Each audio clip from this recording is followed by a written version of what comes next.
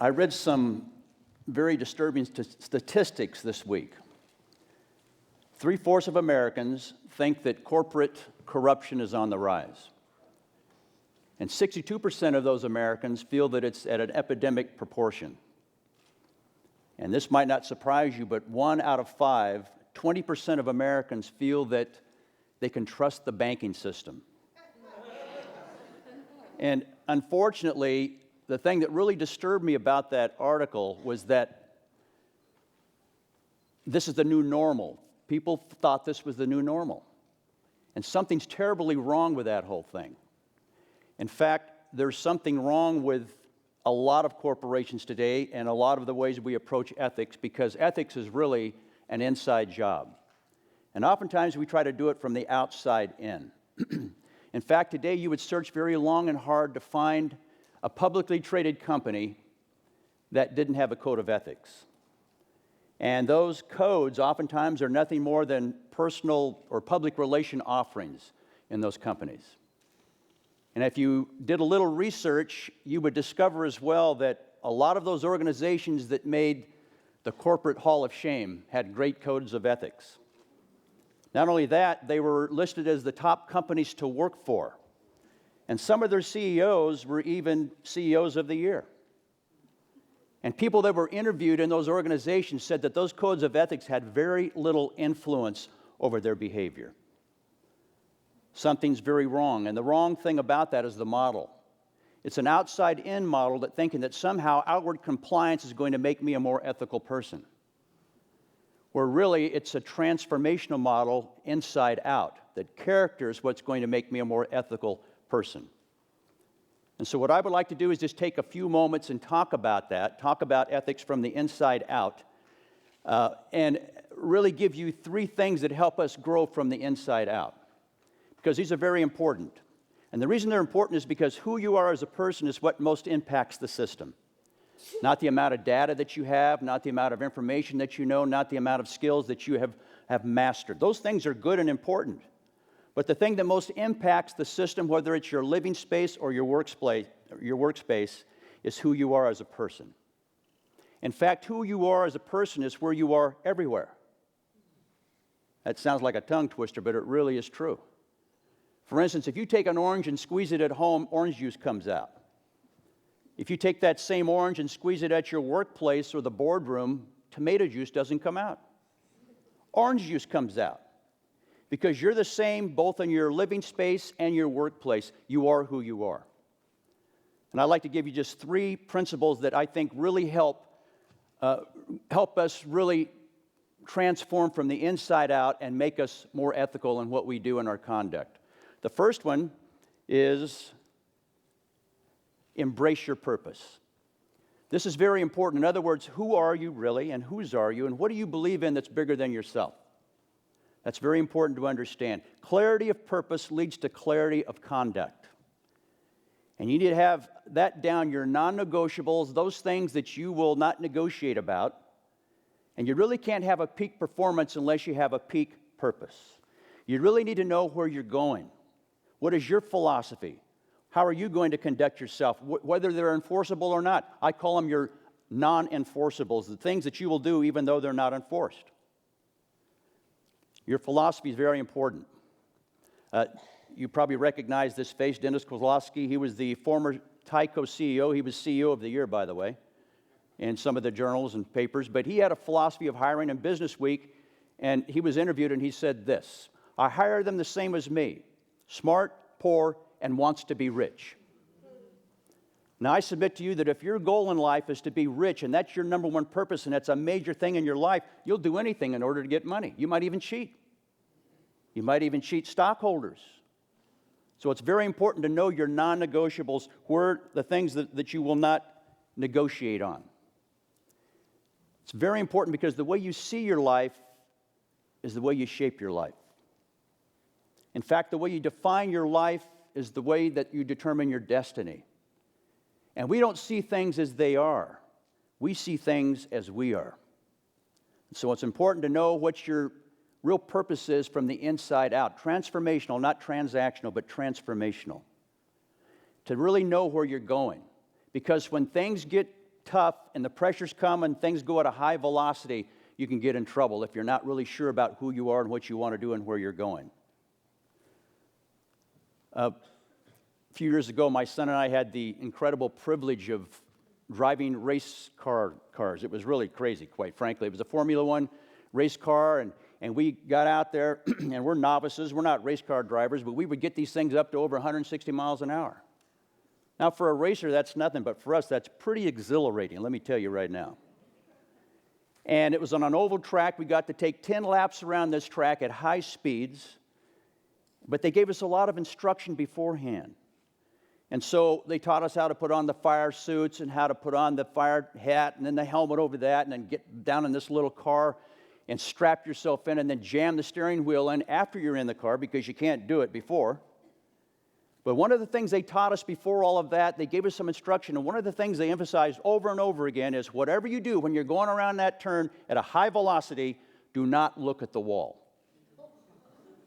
Because if you look at the wall, you're going to crash into the wall. Instead, look where you're going. Now, you know the wall's there. Please, you do. You know the wall's there. It's a very present danger. You don't want to hit it, but you don't look at the wall. You focus on where you want to go. That's also true in our lives as well. In fact, in corporations or any place else, you can take a list of things that you should not do. Here's the things not to do to stay out of trouble, and here's the things you should do so you don't get in trouble. And those things are there, and they're helpful. They can be good, but the key thing to do is to know where you're going, what it is that you're all about. Really, to embrace that purpose is a key aspect of this whole thing. Seneca said it well. Seneca, he's a Roman thinker, and he said, a sailor without a destination has trouble discerning a good wind from an ill wind. And when we get out there in the real world of work and any place else, we get under a lot of pressure. And believe me, if you don't know what you're all about and where you're going, your non-negotiables, those unenforceables in your life, it's going to be very difficult to maneuver during those winds. So embrace a purpose. But a second one is very important too, and that's test your excuses. I mean, excuses, we all come up with excuses, but really excuses, what are they? We're lying to ourselves when we make excuses. The great John Wooden used to say, no lying, no cheating, no stealing. In other words, tell the truth to others. Then he would say, no whining, no complaining, no excuses. Tell the truth to yourself. Because excuses are just nothing but a form of lying to ourselves. So test your excuses. That's very important to do. In fact, if you don't test your excuses, various things can happen in our lives. For instance, maybe you remember the film Double Indemnity, starring Fred MacMurray and Barbara Stanwyck. And he played the role of Mr. Neff. He was an insurance agent. And what happened was, in his life, he was involved ever so little in a murder for insurance scheme. And when he was on the newsstand, he said something very profound. Not the newsstand, but the witness stand. He said, it's not the first mistake that gets you into trouble. It's the second. Think about that just for a moment. It's the first mistake that creates a problem, but the second mistake creates a disaster. And so we excuse ourselves, and if you excuse yourself long enough, pretty soon you lose touch with yourself. And when you lose touch with yourself, then you lose the courage to correct the mistake in your life. And when it comes up, we all make mistakes, by the way. Everybody makes mistakes. Sometimes they're intentional, sometimes they're unintentional, sometimes it's embarrassing. We embarrass others, sometimes we hurt ourselves, sometimes we hurt other people. But the key is to hang a lantern on that mistake so it's very clear. Bring it out into the sunlight, because sunlight is the best disinfectant. And learn from your mistake. And if you go long enough and don't do that and don't test your excuses, then you get into trouble. So we find that the head football coach of Notre Dame was dismissed. Why? Because he padded his resume. He had a lot of things on there that weren't true, even though he was warned about this, but he kept stuffing it down and made excuses why he was doing it. The CEO of Radio Shack was dismissed for the same reason, padding his resume with things that weren't true, making excuses about it all the way. And more recently, the CEO of Yahoo was dismissed for padding his resume. Even though he was confronted on this, he did it anyhow because he felt he needed these credentials to make himself look good in the Silicon Valley. So it's not the first mistake that gets you into trouble, it's the second. So we find that Richard Nixon resigned from the presidency, not because of the first mistake, but because of the second. Bill Clinton was impeached, not because of the first mistake, but because of the second. Martha Stewart went to prison, not because of the first mistake, but because of the second.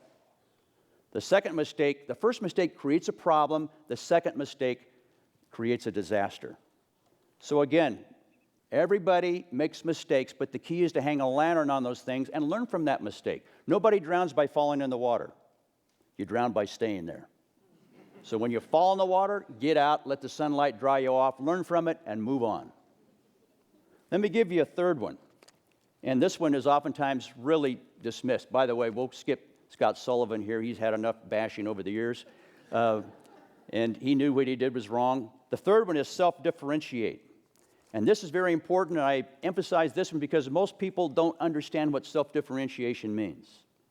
Self-differentiation simply means that you have clarity about who you are, that you're distinct from the group of which you are a part.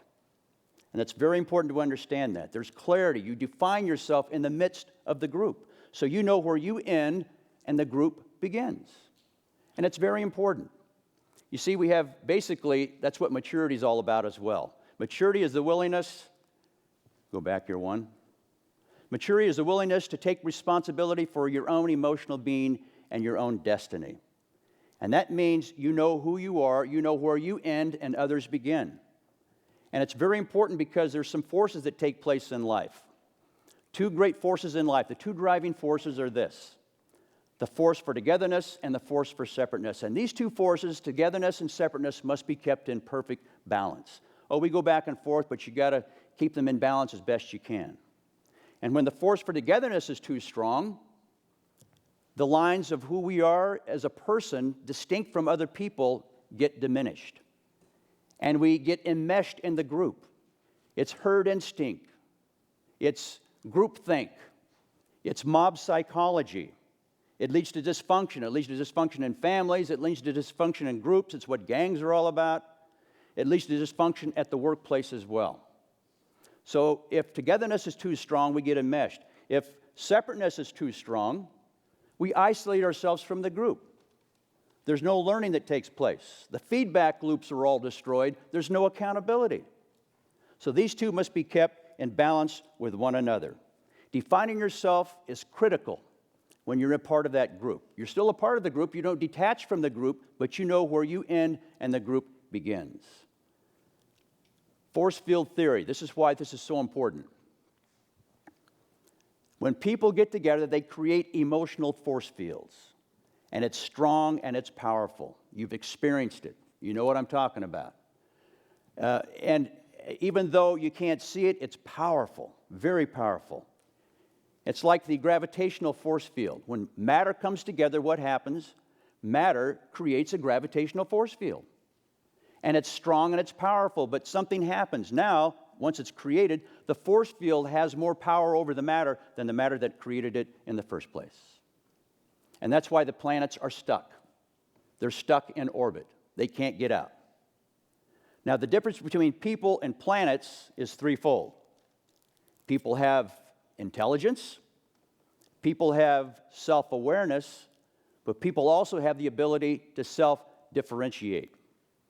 They don't have to be a part of the emotional force field, or they're a part of it, but they know that that field exists, and they know that they can be distinct from it. They don't have to behave in ways that the group behaves. They can be other than that. Pressure to conform, is this practical? Let me show you how practical this is.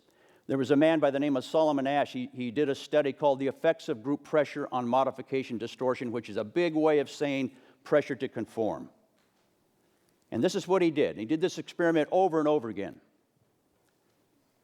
He got 10 people into a room, and he had these 10 people decide which one of these three lines was the same length as the reference line. Now here's the catch. 9 of those people were in on the deal. And they were all instructed by Solomon Asch to pick the same wrong line. The 10th person was the guinea pig. Results? over 75% of the time, that 10th person went with the group, even though they had a sneaking suspicion that something wasn't right. That's how strong this emotional force field really is. It's very practical. It's very strong. This is why we see good people, nice people. We say, they were such nice people. How did they do something like this? Because of this emotional force field. They didn't know where they end and the group began. This is what Abu Ghraib was all about. Jeremy Sivitz, people that knew him, he was the nicest guy in the world. And on the witness stand, he said, I was just trying to be nice to everybody. I'm friends with everybody. I didn't want anybody to think I'm a bad person. It's so easy to fall into that trap if we're not self-differentiating, knowing where we end and the group begins. Very important to do. Be aware of the force field. It's very important. But also know where you end and that group begins. You're a part of the group, but you're also distinct from that group as well. Keys to ethical living, inner transformation versus outward compliance. Outward compliance doesn't do it. Inner character does. Those keys, again, are threefold. Embrace your purpose. Know what your non-negotiables are. Know what you stand for. At home, at work, anywhere you are, they're unenforceable. Whether they're going to be enforced or not, you're going to do them because they're a part of who you are. Test your excuses. The word rationalize comes from two words, rational and lies. There's a difference between good, sound reasons and reasons that sound good, right? So test your excuses and be brutal. A few moments of brutal honesty are worth months of self-deception. Test your excuses. And number 3, self-differentiate. Be aware of that emotional force field. Know that it's there. Know it's powerful, it's strong, but know where you end and the group begins. And when you do that, you're going to discover that you're going to be connecting with people on a whole different level.